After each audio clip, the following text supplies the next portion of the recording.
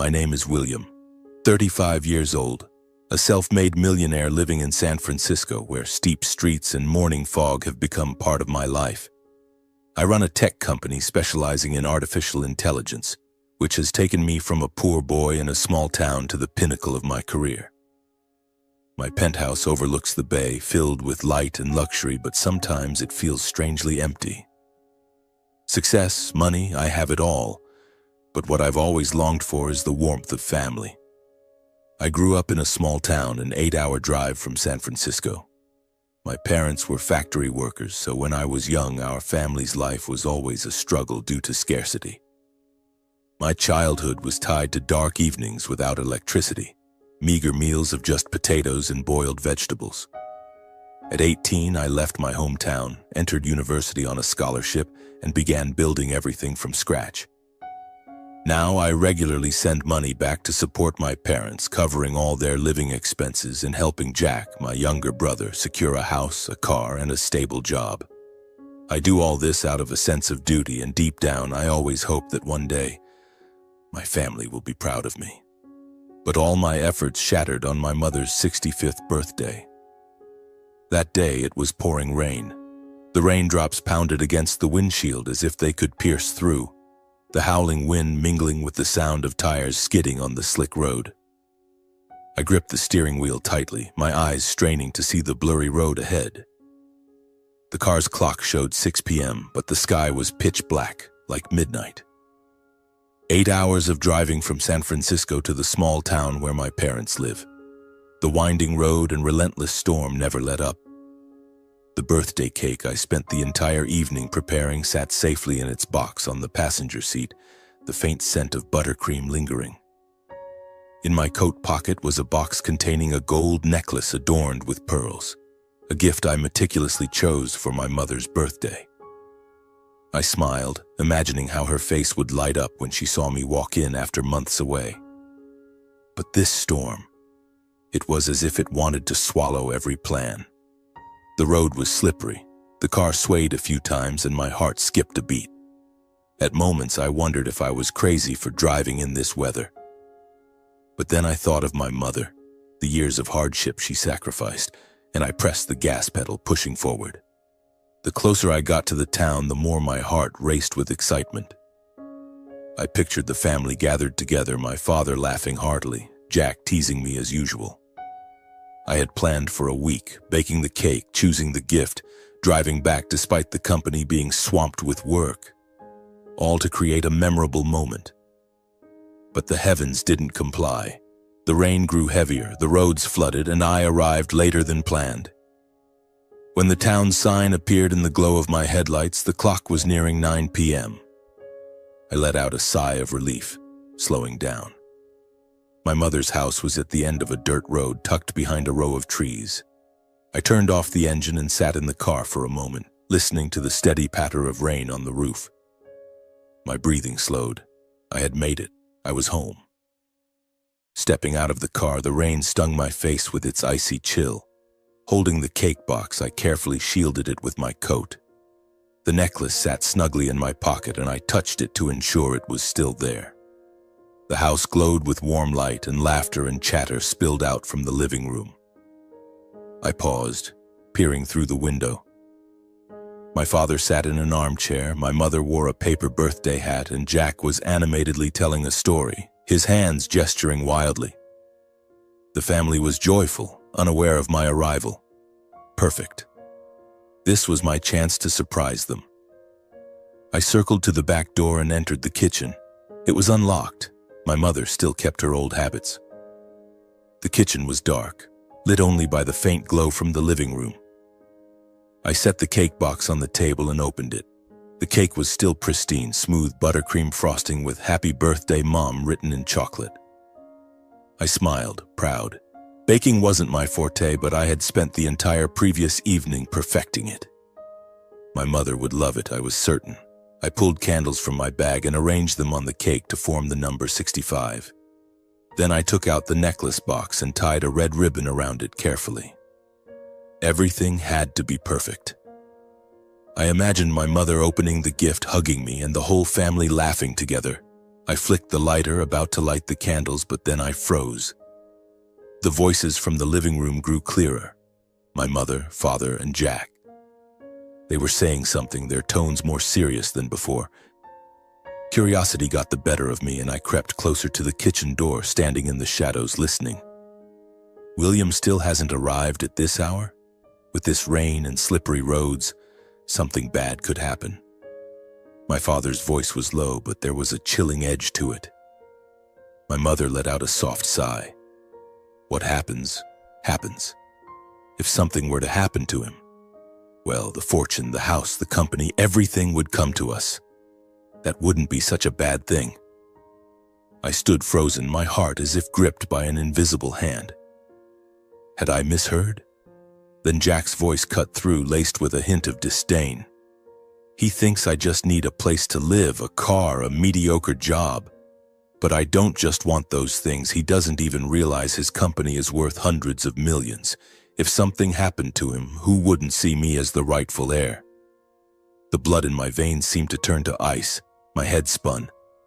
Those words, from my father, my mother, my own brother, were like knives slicing into my heart.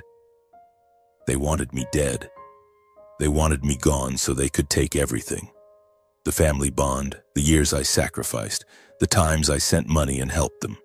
It was all a joke to them.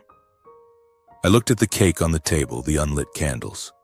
The necklace in its gift box gleamed faintly under the dim light. I had driven through a storm, carrying love and dedication, only to hear these words. The truth was so cruel, so brutal, that all I could do was stand motionless. I wanted to burst in, confront them, smash something. But I couldn't. I just stood there in the flickering light of the kitchen. I couldn't face them, not now. I didn't want them to see me, didn't want them to know I had heard everything. I placed the cake box and the gift neatly on the kitchen table. The necklace sat there like a silent farewell. I flicked off the lighter and slipped it into my pocket. No need for candles anymore, no need for surprises. I opened the back door and stepped outside. The rain was still falling, bone-chillingly cold. But I felt nothing. I walked to the car, slid into the driver's seat and closed the door. My clothes and hair were soaked, but I didn't care. I looked at the house one last time. The lights still glowed and laughter still echoed. They didn't know I had come, and I didn't want them to know. I drove off with no destination in mind. The town's streets were blurry in the rain. Then I stopped at a small roadside motel and rented a room. The owner looked at me, asking why I seemed so exhausted. I gave a faint smile, saying I had driven a long way. The room was simple, the bed hard, but I didn't care. I sat down and looked out the window. The rain kept falling as if it wanted to wash everything away. I pulled out my phone and saw a message from my mother. "Where are you? The roads are bad, be careful." I stared at the message and let out a bitter chuckle. Be careful. They wanted me dead, yet still pretended to care. I didn't reply. I lay down on the motel's hard bed, staring at the stained ceiling. The sound of rain was steady outside the window. I couldn't sleep. The words of my father, mother, and Jack echoed in my mind, sharp like knives.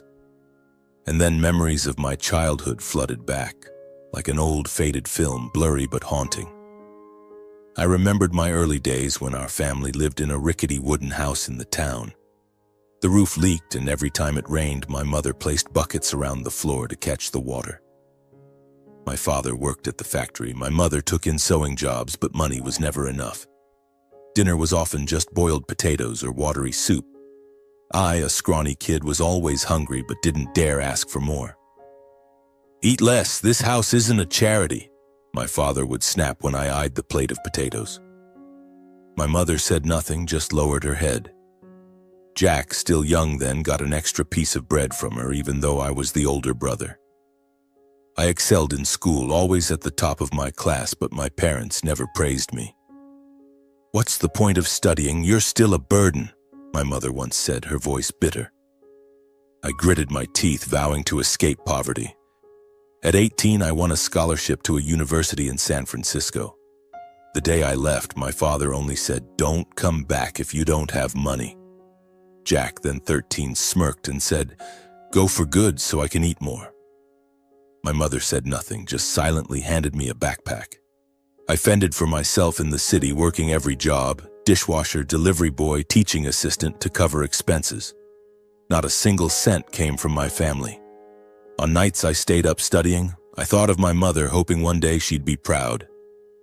But every time I called home, she only asked, "Got any money yet? Send some back." I gritted my teeth and sent what I could, even when I was surviving on instant noodles. Now lying in the cold motel room, I realized I was never their son in their eyes. I was just a tool, a source of money. Tears rolled down my face, and for the first time that night, I let myself cry. Not for them, but for myself, the boy who once believed family could overcome anything. Dawn broke and the rain had stopped, but the sky remained gray. I sat up and looked at myself in the mirror on the wall. Red, bloodshot eyes, deep, dark circles. I was no longer the William from yesterday, the one who drove through a storm with a hopeful smile. I was someone else, betrayed, wounded, but still with the strength to stand. I thought about the years after becoming a millionaire. My tech company, born from a crazy idea in a dorm room, had grown into a business worth hundreds of millions. I had a penthouse, cars, and business trips around the world. But I never forgot my family. I wanted them to live well, to make up for the days of poverty. I sent $10,000 a month to my parents, enough for them to live comfortably. I paid all their electricity, water, property taxes, home maintenance, and any other expenses. I cleared their bank debts, bought them a new car, and renovated the old wooden house into a proper home. Each time I visited, I saw my mother smile, my father pat my shoulder, and I thought, I did it. They're happy. Jack was a different story. He didn't go to college, drifted for a few years, then asked for my help. I didn't hesitate. I used my connections to get him a decent job at a bank. When he wanted to buy a house, I sent the down payment. The sports car he drove? My money paid for that too.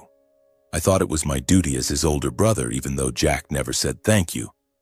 But now everything was clear. My family didn't value me. They only valued my money.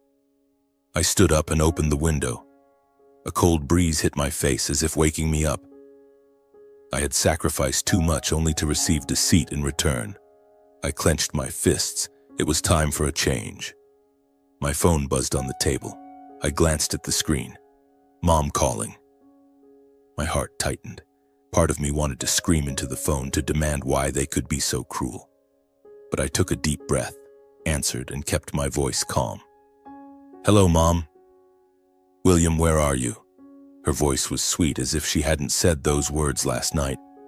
"I saw the cake and the gift on the kitchen table. Why did you come and leave without saying anything?"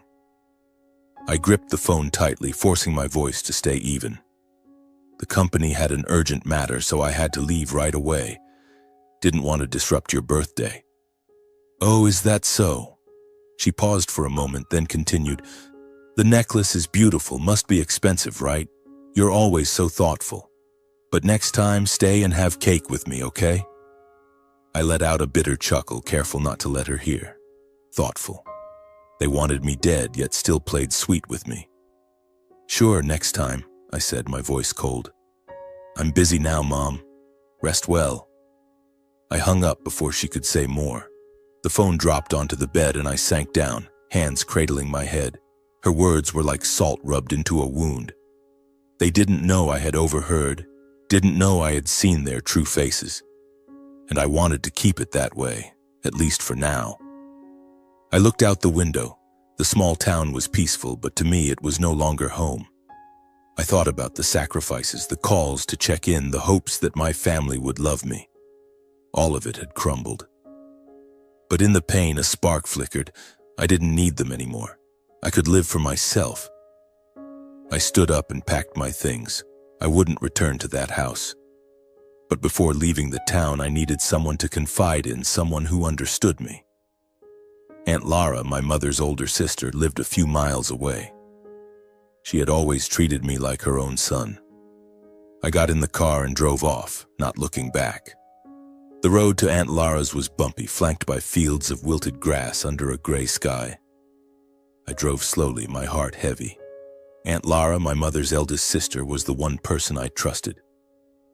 When I was a child, whenever my parents scolded me, I'd run to her house, sit by the fireplace, and listen to her stories. She wasn't wealthy, living simply in a small house, but she always made me feel safe. I parked in front of her yard. Aunt Lara was watering plants in the garden, her silver hair tied back neatly. When she saw me, she dropped the watering can, ran over, and hugged me tightly. "William, why the sudden visit? You look so tired." Her voice was warm, but her eyes were filled with concern as they met mine. We sat in her living room, steaming cups of tea in front of us. I told her everything: the storm, the cake, the gift, and the cruel words from my father, mother, and Jack. I spoke of my impoverished childhood, the years of sacrifice, and the fake phone call from my mother this morning. My voice trembled, but I didn't cry. Aunt Lara listened, her hands gripping her teacup tightly, her eyes welling up. When I finished, she sighed. "William, I'm not surprised. My little sister, your mother, has always been greedy, even as a child. She fought over toys, money, everything. I let her have her way because we were sisters, but I knew she'd never change. As for your father and Jack, their greed has blinded them. But you deserve to be loved, not used." She took my hand, her voice firm. "Listen to me, William. Toxic people, even family, don't deserve your sacrifices. Cut ties with them, live for yourself." Her words were like a gust of wind clearing the fog in my mind. I nodded, feeling a sense of relief for the first time in hours. I left Aunt Lara's house as the sun began to set. Her words echoed in my mind: live for yourself. Driving back to San Francisco, I looked at the sprawling fields, feeling like I was leaving a piece of my past behind. I was no longer the William of yesterday, the one clinging to false hopes about family. I was a new person, ready to set boundaries. I thought about everything I had given: money, time, affection, all poured into a bottomless pit. I remembered the late nights working when I first started my company, cutting back on personal expenses to send money home. I recalled the times Jack called, asking for more money, and how I always agreed, thinking it was brotherly love. But now I saw clearly. I didn't owe them anything. I didn't need to buy family with money. A decision came like a bolt of clarity. I would reevaluate all financial support. The $10,000 a month, that would stop. Living expenses, electricity, water, maintenance, I'd still cover those as a way to honor my parents' role in raising me. As for Jack, my brother, he needed to stand on his own. I wasn't his bank. As the city lights appeared in the distance, I felt free. The weight of family no longer pressed on my shoulders. I rolled down the car window, letting the cool night air rush in. I smiled, not out of joy, but because I knew I was on the right path. My life from now on would be my own. Back in San Francisco, I threw myself into work, but I didn't let myself drown in pain.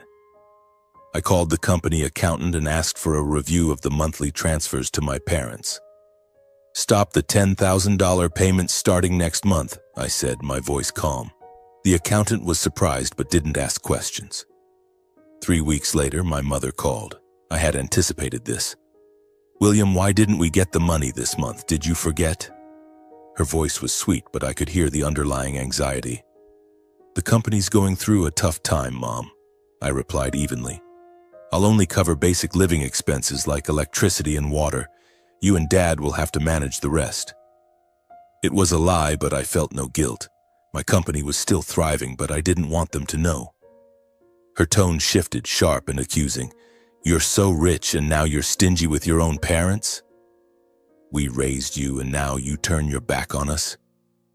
I gripped the phone tightly but didn't lose my temper. I had prepared for this moment. "Mom, I've done enough. Now I need to take care of myself," I said, then hung up. The phone buzzed relentlessly with messages from her and my father, full of blame. I didn't read them. Jack called a few days later, his voice dripping with flattery. "Bro, I need some cash for furniture. Just this once, help me out." I let out a bitter chuckle. Jack, stand on your own. I'm not an ATM. I hung up. For the first time, I felt strong and free. I sat in my penthouse, gazing out at the shimmering San Francisco Bay. I had set boundaries. My parents, Jack, they no longer had control over me. I opened my laptop and started planning my new life. A trip, perhaps, or a charity project. Something for myself, not for them. A month passed and my parents went silent, probably thinking I'd changed my mind. But by the second month, my phone started buzzing incessantly. Not their numbers, but unfamiliar ones. Likely my mother borrowing a neighbor's phone. I didn't answer. Messages came through, my mother's tone a mix of anger and pleading. William, you can't do this to your parents. We're family. I deleted them immediately, my heart no longer aching like before. A few months later, Aunt Lara called with an update.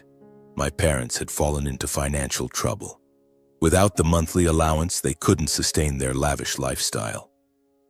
The car my father bought last year, his pride and joy, was repossessed by the bank because they couldn't keep up with payments. The overseas vacations, the shopping sprees at malls, all gone. My mother complained to neighbors, calling me unfilial. But Aunt Lara said everyone in town knew what I had done for them. They brought this on themselves, William, she said. Don't feel guilty. Jack wasn't faring any better. He called a few times, begging for money, his tone alternating between flattery and irritation. Bro, just $5,000, I'm in a bind. I refused outright. Earn it yourself, Jack. He cursed and hung up. Aunt Lara told me Jack had been fired from the bank for laziness and was now living off loans. The house I had helped him buy was up for sale to cover his debts. I wasn't surprised. Jack had never valued what I gave him. From a distance, I saw the consequences hit them, not because I stopped providing, but because they had built their lives on greed. I still covered their basic living expenses, electricity, water, taxes, so they wouldn't end up homeless, but that was my final line. I was no longer an endless source of money. For the first time, I felt I wasn't responsible for them. They had to face themselves just as I had. I thought my family issues had been resolved. But no, my parents wouldn't give up. During a high-stakes workday, I was standing in the middle of a boardroom presenting our company's expansion plan to the Asian market to 10 key shareholders. The charts on the screen glowed brightly, my voice steady and confident. This was a moment I had prepared for months. But then the boardroom door swung open. My assistant Lisa stepped in, her face pale.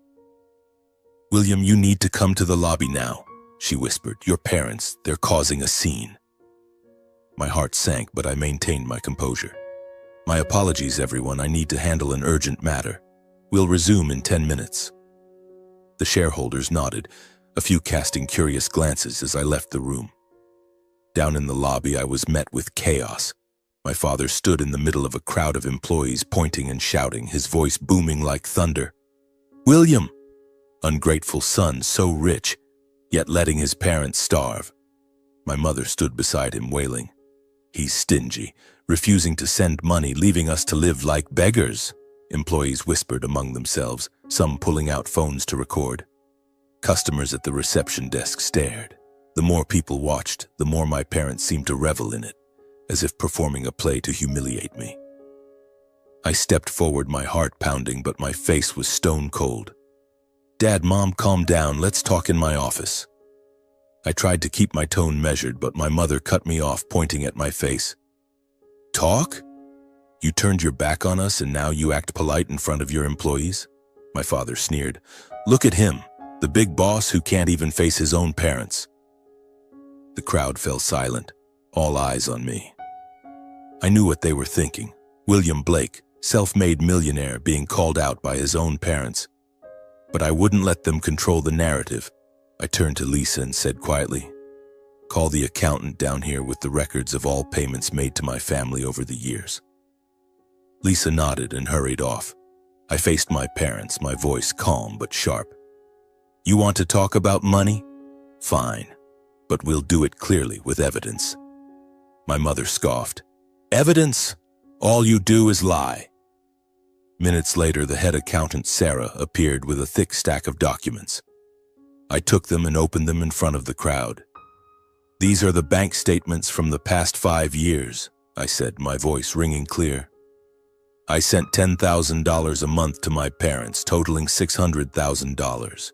I paid off my father's bank loans, bought them a car, renovated their house, covered electricity, water, taxes, totaling over $1.2 million. My brother Jack got money from me for a house, a car, and a job. You call me stingy. What are these amounts then?" The crowd murmured, this time not because of my parents. My mother stammered, You're lying. No way it's that much money." But I held up the statements and handed them to a nearby employee. "Read them aloud, let everyone hear." He read, each figure clear, each payment meticulously documented. My parents' faces paled. My father stepped back. My mother lowered her head, unable to meet anyone's eyes. I continued, my voice low but firm. "I stopped the allowance because I'm not a bank. If you want money, earn it yourselves. If you want to make a scene, I'll take this to court with all the evidence." The crowd was silent, a few nodding in agreement. My parents stood there like actors whose performance had ended. My father grabbed my mother's arm, muttering, "Let's go." They left without looking back, under the curious gazes of the onlookers. I returned to the boardroom, apologized to the shareholders, and resumed the presentation. No one mentioned the incident, but I knew they respected how I handled it. When the meeting ended, Lisa approached and whispered, "William, you were really strong." I gave a faint smile. Strong? Maybe. But inside, a new scar had just formed. After the conflicts and arguments with my family, I thought I'd feel hurt and lonely. But instead, I felt an unexpected sense of freedom and peace. I started new habits. I filled the emptiness of my penthouse. A bookshelf brimming with novels, a kitchen fragrant with homemade bread, and photos from my travels. I decided to live for myself, no longer bound by the past. I invested in genuine relationships. I dined with colleagues who valued my ideas. I joined a charity group, helping underprivileged children access education, something I had yearned for as a child. One afternoon, I met Anna, a volunteer at the charity center. Her radiant smile and stories about her dream to open a school for children in remote areas captivated me. I was drawn to her passion. We started talking regularly, not rushing, but enough to spark a new light in my heart. I also rediscovered old hobbies. I learned to cook, experimenting with intricate dishes like risotto or tiramisu. On weekends, I drove to the outskirts of town, hiking along trails, listening to birds and the wind. Those small moments made me feel alive, truly alive. I was no longer William of the family or William of the company. I was William, a 35-year-old man learning to love himself. The company continued to grow, but I stopped working myself to exhaustion. I hired more staff, delegated more, and made time for myself. I planned a trip to Japan to see cherry blossoms and meditate in a temple. My life was now a canvas I painted myself, with no one else holding the brush. A year had passed since my mother's birthday. Standing on my penthouse balcony, I looked out at the city glittering with lights. My phone was silent. No more accusatory messages or pleas for money. My parents and Jack had faded from my life, like a closed chapter. Aunt Lara still called, sending handwritten cards reminding me I had a family. Not by blood, but by love. I learned that family love can't be one-sided. I once thought if I tried hard enough, gave enough, my parents and Jack would love me. But love requires respect. They didn't respect me, didn't value what I did, and I couldn't keep sacrificing for something that would never come. I no longer sought their approval. I found it within myself, in the days I overcame poverty, in the company I built from nothing, in the smiles I brought to children at the charity center. Anna, now a close friend, once said, "William, you're the strongest person I know, not because of money, but because you chose yourself." Her words stayed with me. My new life isn't perfect. Some nights I still dream of my childhood, the old wooden house, and wake up feeling empty. But I don't let it drag me down. I've learned to stand up, to love myself, and to live true to my values. Today, I sit in a small cafe writing these words as a way to close the past. I think about my journey, from the poor boy called a burden to the free man standing in a big city. I think about that stormy night, the birthday cake, and the cruel words that changed everything. But above all, I think about the lesson I learned. Boundaries are necessary, even with family. Setting boundaries wasn't easy. It required facing pain, guilt, and the fear of losing what I once called family. But when I did, I found freedom. Freedom to live authentically, to love without fear of being used, to build a life based on self-respect. I don't hate my parents or Jack. I only regret that they chose greed over family. But I can't change them, only myself. I became my own role model, resilient, self-reliant, and valuing myself. If my story can inspire, I hope it reminds you, you deserve love and respect. And if needed, be brave enough to set boundaries to live the life you truly want. I stand up, leave the cafe, and step into the sunlight. Ahead is a new day, a new chapter. And this time I know I'll write it my way.